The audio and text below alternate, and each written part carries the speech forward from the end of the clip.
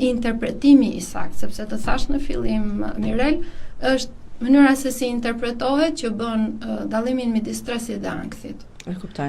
Kështu që dhe pasi është futur në lojë logjika, ti mund të merresh shumë mirë edhe me stabilizimin e hormonit të stresit në nivel fizik. Pra mund dalësh të bësh një xhiro të gjatë, le të jenë enët plot, le të jenë rrobat pa e kurosura, le të jenë gjërat që ne vrapojmë çdo ditë për të bërë.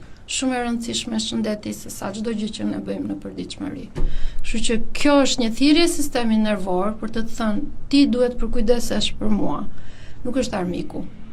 E kuptoj. Kjo është e para, e dyta. Çrregullimet e ankthit ose gjendjet e ankthit, po edhe çrregullime të mirëfillta, pra diagnoza të mirëfillta janë 100% të trajtueshme.